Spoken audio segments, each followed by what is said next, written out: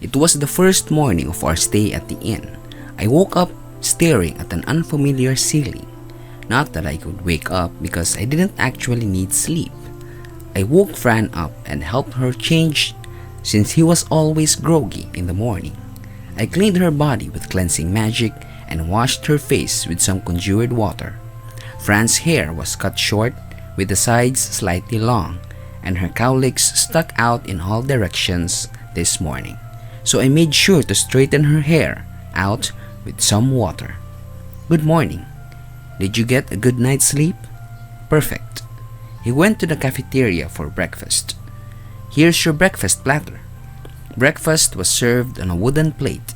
It had tough rye bread and fried eggs, 2 links of sausage, and some boiled carrots. It came with clam chowder on the side. How is it? Good. Fran, the former slave, was happily munching away at her large meal. Eat up so you can grow big and strong, Fran. Your cooking's still better though. Haha, thanks for the compliment.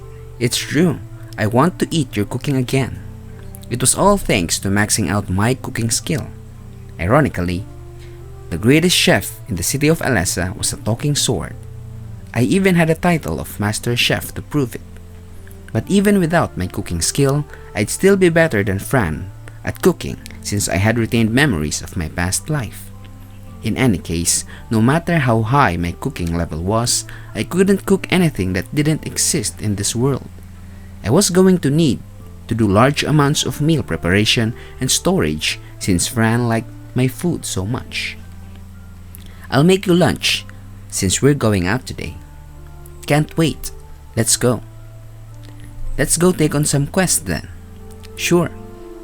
And so we went to the Adventurers Guild. Hi. Hello. Looking to take on some quest? Yeah. You'll find the quest board over there.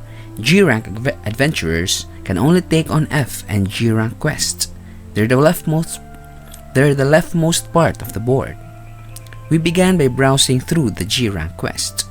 No one was standing in front of the G-rank quest board. Maybe we were too early, or maybe it was because there weren't enough G-rank adventurers to begin with. Medicinal herb gathering, boar hunting, mansion lawn mowing, clean the garbage of the streets? Lame. You're right, and the pay's cheap too. What about F-rank quest? They're slightly better. Kill 5 goblins, fanged rat extermination, mushroom collecting in the forest. But they were all dull too. We couldn't take on any other quests, so there was nothing we could do. Fran was still at a low level, so she would have to train with the weak monsters to level up. I'll take this one. Medicinal herb gathering? Doesn't sound too bad for your first job. The herbs were used to make tier 5 potions and other such products. They mostly grew in the forest. Here. Alright, are you sure you want to accept this quest? Yes. Do you know what a medicinal herb looks like? We have some samples if you want to look. Yeah, thanks. Don't mention it. Nell, the receptionist, seemed to like us despite our making a huge scene the other day. This was good news. Alright, let's go. Yeah.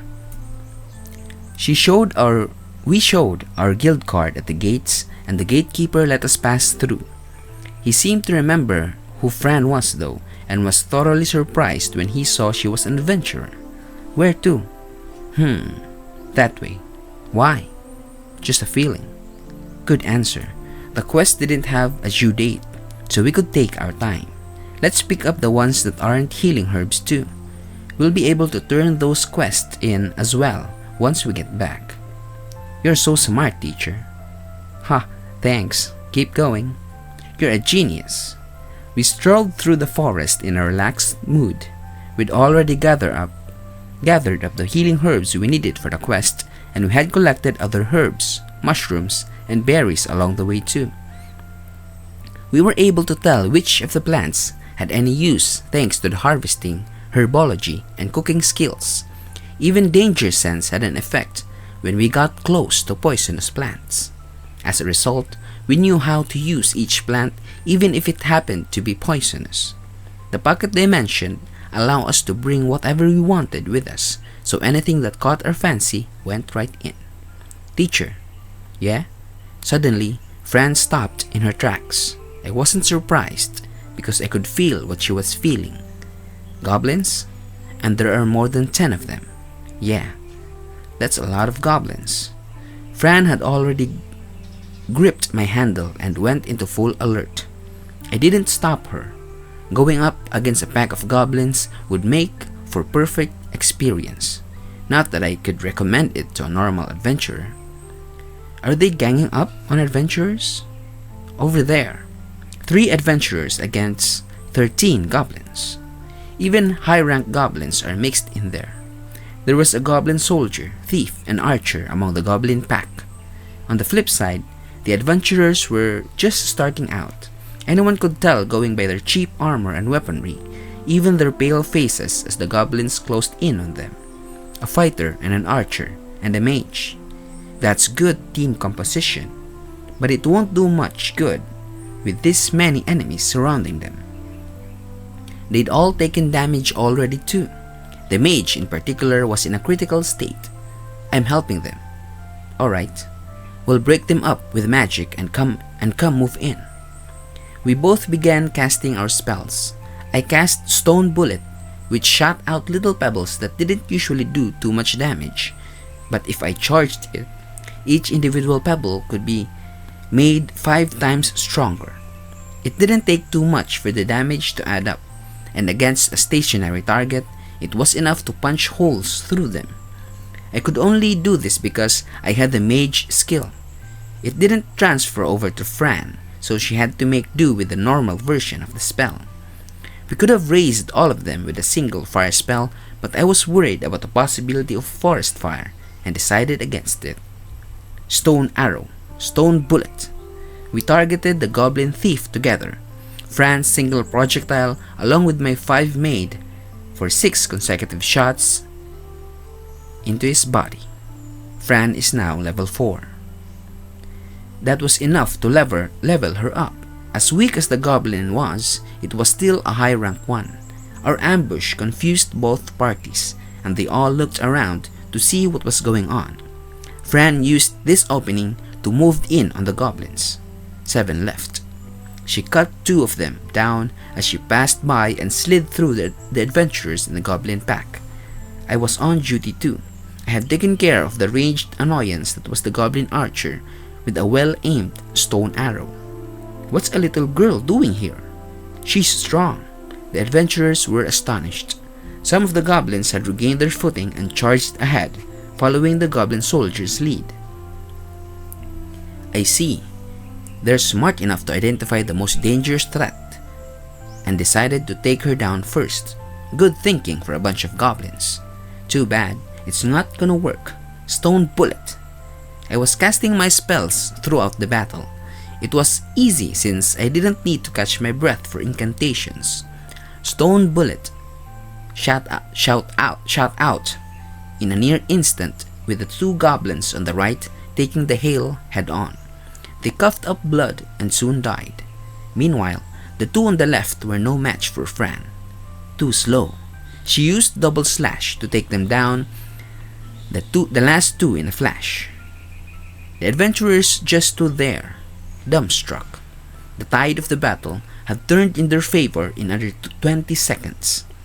I was sympathetic to their awe, but we might lose the injured mage if we didn't do anything to help him.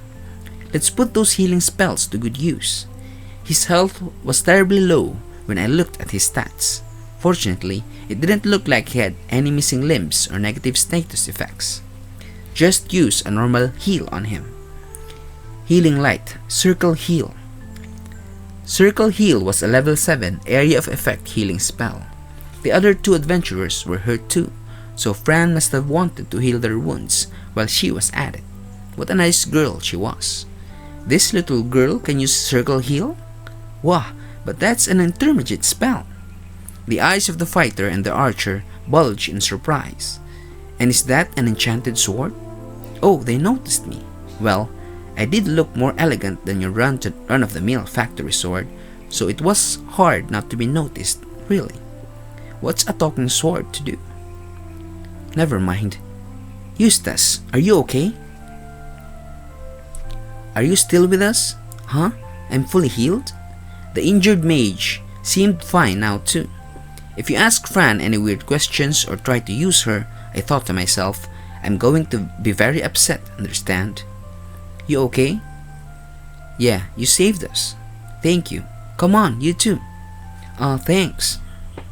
They weren't like idiots we had run in the other day. Are you an adventurer? Yeah. Can I get your name? Fran. The adventurers traded meaningful glances with each other. Ring any bells? No, if I knew someone as strong as her, I'd remember. Right? Don't look at me. That was probably the gist of their silent conversation. My name's Krull.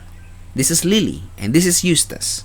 The fighter introduced his crew politely, but Fran had already lost interest in them. Hi. Bye. She wanted to get the pleasantries over so she could check her stats. Are you sure? We could get a reward for saving them. Poor things. I suppose. These guys were just starting out too. We couldn't expect much, even we asked them for money. We might as well be robbing them if we forced them. But Krull, their leader, stopped Fran from disappearing into the woods. Wait! Huh? You're the one who killed these goblins. What? This little girl? You're talking crazy. Will you just shut up? You already saved our lives. We can't accept any more charity than that. He had a good heart, this one. It would be bad manners on the part to turn him down. We'll just take the materials of the high-rank ones. Okay, I'll take the high-rank materials. Huh? There were some high-rank goblins in there? Come on, you couldn't tell? I mean, sure they all look like the same, but these ones had bigger bodies and horns, you know. Fran left the three to their stunned silence and calmly carved up her prize. The adventurers looked shocked upon confirming the existence of the soldier, thief, and archer. Fran took their horns and proceeded to put them in her item bag. It was a front, of course. She was actually putting them in her pocket dimension. 3 high ranks? Wait, isn't that supposed to be bad? We have to tell the guild. Okay, let's calm down. Are we sure they're high ranks? Pretty sure. Look at the size of those 3. Something was amiss here. What is it? Well, if there really are 3 high-rank goblins, then we have to inform the Adventurers Guild. Why? You mean you don't know? What? If there are high-ranking goblins here, that means a king's not far behind. The adventurers proceeded to explain the situation. The presence of a goblin king increased the goblins' fighting prowess by way of His Majesty's leadership. I was already aware of this fact. The more this united front hunted together, the more likely they were to take down stronger monsters with fewer casualties on their side. This vicious cycle allowed them to multiply at a rapid rate. When the crew got big enough, it would produce a queen, something the goblin crew in the grasslands lacked, due to the fact that they were surrounded by immensely strong monsters. The crucial part of all is that a goblin king and queen produced hobgoblins as offspring. Worse, a hobgoblin mating with a regular goblin would produce nothing but hobgoblins. Hobgoblins were F-rank monsters, 1 rank higher than the goblins. A crew of goblins with a goblin king would be at D rank. It didn't take an outstanding leap at logic to deduce that a goblin king leading a pack of hobgoblins would be a C rank threat. We wouldn't be able to manage them at that point. It would be a monstrous disaster. I don't even want to think about how many villages would get wiped out. I see. It was a matter of life and death to the local adventurers. We should take care of them as soon as we could. We'll go to the Adventurers Guild